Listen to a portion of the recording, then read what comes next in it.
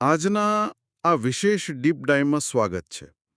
આજનો વિષય થોડો ટેકનિકલ છે, પણ ખરેખર ખૂબ જ રસપ્રદ છે. હા, અને ઘણા લોકોને આ વિષય કંટાળાજનક લાગી શકે, પણ આપણે તેને એકદમ સરળ રીતે સમજવાના છીએ. બિલકુલ. આજે આપણે એક પ્રેઝન્ટેશન સ્લાઇડ ડેકનો અભ્યાસ કરવાના છીએ, જેનો વિષય છે ફ્લુઇડાઇઝ્ડ બેડ કમ્બસ્શન, અથવા ટૂંકમાં કહીએ તો FBC. FBC, સાચી વાત.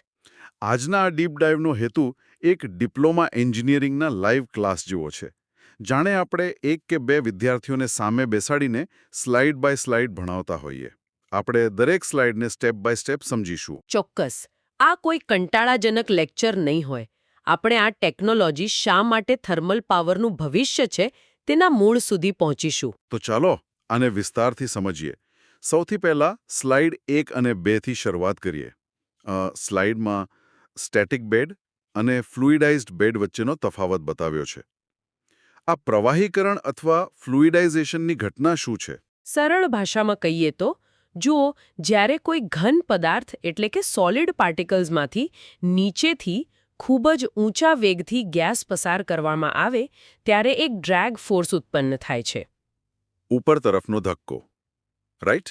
બરાબર. અને આ ડ્રેગ ફોર્સ ગુરુત્વાકર્ષણનો સામનો કરે છે. પરિણામે જે ઘન પદાર્થ છે તે એકદમ પ્રવાહી કે લિક્વિડની જેમ વહેવા લાગે છે અને મિશ્રિત થાય છે. આ જ તેનું મૂળ સિદ્ધાંત છે. એટલે ઘન પદાર્થ પ્રવાહી જેવું વર્તન કરે છે. હવે જો હું સ્લાઇડ 3 જોઉં તો તેમાં એક ગ્રાફ છે, પ્રેશર ડ્રોપ વિરુદ્ધ ગેસ વેલોસિટી. આ ગ્રાફ સમજાવે છે કે વેગ મતલબ વેલોસિટી આખી સિસ્ટમની ડિઝાઇન કેવી રીતે નક્કી કરે છે. બિલકુલ. આમાં એક પોઈન્ટ છે જેને લઘુત્તમ ફ્લુઇડાઇઝેશન વેગ અથવા તો UMF કહેવાય છે. UMF. હા, અહીંથી જ પેલા ઘન કણો તરવાનું શરૂ કરે છે. જો વેગ એનાથી ઓછો હોય તો તે ફિક્સ્ડ બેડ રહે છે, પણ જો થોડો વધે તો તે બબલિંગ બેડ બને છે, એટલે કે જાણે ઉકળતું પ્રવાહી હોય એવું. અને જો વેગ બહુ જ વધારે હોય તો તે સર્ક્યુલેટિંગ બેડ બની જાય છે, એટલે કે કણોનું ખૂબ ઝડપી વહન થાય છે. બરાબર સમજી ગયો. હવે સ્લાઇડ 4 પર જઈએ, જ્યાં કમ્બશન ફોર્મ્યુલા એટલે કે 3Ts વિશે વાત કરી છે. આ 3Ts શું છે? આ 3Ts કમ્બશન માટે અત્યંત મહત્વપૂર્ણ છે. પહેલો T છે ટર્બ્યુલન્સ, એટલે કે વલોવવું. તે ઈંધણ અને હવાનું 99% કાર્યક્ષમતાથી મિશ્રણ કરે છે. અચ્છા, અને બીજો T? બીજો T છે ટેમ્પરેચર, એટલે કે તાપમાન. આ તાપમાન 800 થી 900 ડિગ્રી સેલ્સિયસ વચ્ચે નિયંત્રિત રાખવામાં આવે છે. આટલું ઓછું કેમ? સામાન્ય બોઇલરમાં તો આનાથી ઘણું વધારે હોય છે ને? હા, પણ અહીં જાણી જોઈને ઓછું રખાય છે, જેથી રાખ પીગળી ન જાય.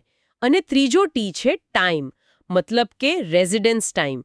આ સુનિશ્ચિત કરે છે કે ઈંધણ સંપૂર્ણ બળી જાય ત્યાં સુધી અંદર જ રહે. અહીંથી વાત ખરેખર ખૂબ જ રસપ્રદ બને છે. સ્લાઇડ 5માં 2 અલગ-અલગ આર્કિટેક્ચર બતાવ્યા છે. એક છે BFB અને બીજું છે CFB. હા, BFB એટલે બબલિંગ ફ્લુઇડાઇઝ્ડ બેડ. આમાં હવાનો વેગ થોડો ઓછો હોય છે, લગભગ 1.2 થી 3.7 મીટર પ્રતિ સેકન્ડ જેટલો. એટલે કે આ બાયોમાસ માટે ઉત્તમ છે, રાઈટ? એકદમ સાચું. જ્યારે બીજું છે CFB, એટલે સર્ક્યુલેટિંગ ફ્લુઇડાઇઝ્ડ બેડ, જેમાં વેગ ઘણો વધુ હોય છે, 3.7 થી 9 મીટર પ્રતિ સેકન્ડ સુધી. તેમાં કણોનું રિસર્ક્યુલેશન થાય છે અને તે મોટા પાવર પ્લાન્ટ્સ માટે વપરાય છે. સ્લાઇડ 6 અને 7 આ બંનેને વધુ ઊંડાણથી સમજાવે છે. જો આપણે સ્લાઇડ 6 જોઈએ તો BFB એકદમ ઉકળતા લાવા જેવું વર્તન કરે છે અને તેમાં હીટ ટ્રાન્સફર માટે ટ્યુબ્સ સીધી બેડમાં જ ડૂબેલી હોય છે. હા, પણ એની એક મર્યાદા છે. તેમાં રિસર્ક્યુલેશન બહુ ઓછું છે. તેથી તે નાના પ્લાન્ટ્સ માટે જ યોગ્ય છે. મોટા પ્લાન્ટ્સ માટે તે એટલું કાર્યક્ષમ નથી. એટલે જ પછી CFB પિક્ચરમાં આવે છે. સ્લાઇડ 7માં CFBને એક થર્મલ ફ્લાયવ્હીલ તરીકે ઓળખવામાં આવ્યું છે. આ શબ્દ બહુ પાવરફુલ છે. બિલકુલ. થર્મલ ફ્લાયવ્હીલ એટલે કે તેમાં ન બળેલું ઈંધણ 10 થી 50 વખત પાછું ફરે છે. તમે વિચારો, આનાથી 99% કાર્બન બર્નઆઉટ મળે છે. મતલબ કે હલકી ગુણવત્તાનો કોલસો હોય તો પણ તે પૂરેપૂરો બળી જાય, કંઈ જ વેસ્ટ ન જાય. હા, એ જ એનો સૌથી મોટો ફાયદો છે. અને આ રીસર્ક્યુલેશન કોણ કરે છે? સ્લાઇડ 8 મુજબ આ કામ સાયક્લોન સેપરેટર કરે છે, જેને આપણે CFBનું હૃદય કહી શકીએ. સાચી વાત. સાયક્લોન સેપરેટર કેન્દ્રત્યાગી બળ એટલે કે સેન્ટ્રીફ્યુગલ ફોર્સનો ઉપયોગ કરે છે. તે ઘન કણોને ગેસથી અલગ કરે છે અને તેને પાછા ફર્નેસમાં મોકલે છે. આ આખું મિકેનિઝમ ખરેખર અદ્ભુત છે. હા, આ રીસર્ક્યુલેશન સિસ્ટમની અંદર ગરમી અને ઈંધણને લાંબા સમય સુધી જાળવી રાખવા માટે બહુ જ મહત્વનું છે. તેના વગર CFB કામ જ ન કરી શકે. બરાબર છે. હવે સ્લાઇડ 9 પર એક બહુ સરસ સરખામણી આપી છે. FBC વિરુદ્ધ પલ્વરાઇઝ્ડ કોલ એટલે કે PC બોઇલર. જો આપણે આને મોટા ચિત્ર સાથે જોડીએ ને તો સામાન્ય PC બોઇલરમાં તાપમાન 1400 ડિગ્રી સેલ્સિયસ જેટલું ઊંચું હોય છે. જે બહુ જ વધારે કહેવાય. હા, અને તેના કારણે હાનિકારક NOx પ્રદૂષણ બહુ વધે છે. વળી તેને એકદમ મોંઘા પાવડર જેવા કોલસાની જરૂર પડે છે. જ્યારે તેની સામે આપણે FBCની વાત કરીએ તો તે માત્ર 850 ડિગ્રી પર કામ કરે છે, એટલે કે ઓછું NOx, અને તે સસ્તું ઈંધણ વાપરે છે. તેમાં 6 થી 12 મિલીમીટરના ટુકડાઓ પણ સીધા બાળી શકાય છે. આ જ આપણને સ્લાઇડ 10 તરફ લઈ જાય છે. FBCની સુપર પાવર, અને તે છે ઈંધણની સુગમતા અથવા ફ્યુલ ફ્લેક્સિબિલિટી. સ્લાઇડ પર એક બહુ જ સરસ વાક્ય લખ્યું છે. જો તે બળે છે તો FBC તેનો ઉપયોગ કરી શકે છે. હા, કારણ કે ફર્નેસમાં રહેલો ગરમ રેતીનો વિશાળ જથ્થો કોઈ પણ વસ્તુને સળગાવી શકે છે. પછી તે ભારતીય કોલસો હોય જેમાં 40% રાખ હોય, કે પછી ખેતીનો કચરો, લાકડાનો ભૂકો અને જૂના ટાયર પણ કેમ ના હોય. આર્થિક દ્રષ્ટિએ આ બહુ મોટો ફાયદો છે. હવે સ્લાઇડ 11માં પર્યાવરણને લગતી એક બહુ અગત્યની વાત છે.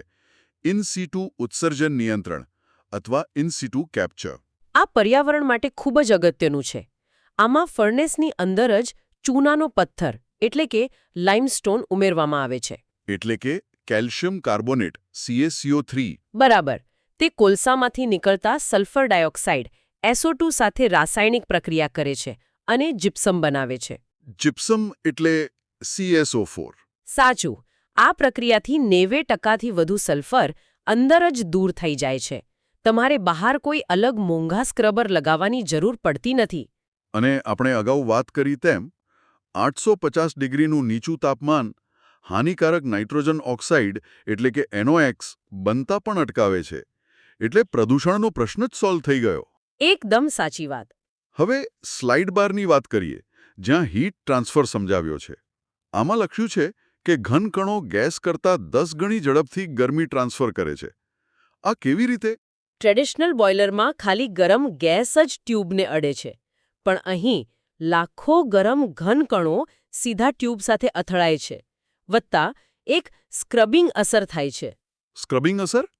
એટલે કે તે ટ્યુબને સાફ રાખે છે? હા, આ કણો ટ્યુબની સપાટીને સતત ઘસે છે, જેથી રાખ જામતી નથી અને ગરમીનું શોષણ વધારે થાય છે. આનાથી જ બોઇલરની સાઇઝ નાની અને કોમ્પેક્ટ બને છે. બરાબર ને? બિલકુલ. સમાન પાવર માટે નાનું બોઇલર પૂરતું થઈ રહે છે. હવે આજના લેક્ચરના અંત તરફ જઈએ. સ્લાઇડ 13માં આખા સેશનનું એક ઝડપી પુનરાવર્તન આપેલું છે. ટેક્સપેક્સ. આપણે એકદમ ટૂંકમાં કહીએ તો કમ્બશન તાપમાન 800 થી 900 ડિગ્રી સેલ્સિયસ, ઈંધણનું કદ 6 થી 12 મિલીમીટર, કાર્યક્ષમતા 87 થી 90% જેટલી. અને બેડ મટીરિયલ તરીકે રેતી, રાખ અને ચૂનાનો પથ્થર. હા, અને સૌથી મોટો લાભ એ કે ખરાબ કોલસો વાપરી શકાય છે અને પ્રદૂષણ સાવ ઓછું થાય છે. તો આ બધાનો અર્થ શું છે? સ્લાઇડ 14માં નિર્ણય અને ભવિષ્ય દર્શાવ્યું છે. FBC એ ખરેખર અશ્મિભૂત ઈંધણ એટલે કે ફોસિલ ફ્યુઅલ્સ અને સ્વચ્છ ભવિષ્ય વચ્ચેનો એક મજબૂત સેતુ છે. ભારત જેવા વિકાસશીલ દેશો માટે તો આ આશીર્વાદરૂપ છે. કારણ કે તે પ્રદૂષણ ઘટાડીને આપણા ખરાબ કોલસાનો પણ કાર્યક્ષમ ઉપયોગ કરવા સક્ષમ બનાવે છે. હા, અને ભવિષ્યની વાત કરીએ તો રિસર્ચ ચાલુ છે. ભવિષ્ય છે અલ્ટ્રા સુપરક્રિટિકલ CFB ટેકનોલોજી. એટલે કે એફિશિયન્સી હજુ પણ વધશે. આ સ્લાઇડ ડેક પરથી એન્જિનિયરિંગનો આ મુશ્કેલ વિષય એકદમ સરળતાથી સમજાઈ ગયો. બિલકુલ. મને આશા છે કે આ ટેકનોલોજીના મૂળભૂત સિદ્ધાંતો બધાને સ્પષ્ટ થયા હશે. સેશન પૂરો કરતા પહેલા એક વિચારવા જેવો પ્રશ્ન હું અહીં મૂકવા માંગુ છું. જો CFB ટેકનોલોજી જૂના ટાયરથી લઈને ખેતીના કચરા સુધી કંઈ પણ એકદમ સ્વચ્છતાથી બાળી શકતી હોય તો શું ભવિષ્યમાં આપણા શહેરોના કચરાના વિશાળ ડુંગરો, જેને આપણે ઝેન્ડફિલ્સ કહીએ છીએ, તેનો નિકાલ કરવા માટે આ નાના CFB પ્લાન્ટ્સનો ઉપયોગ થઈ શકે?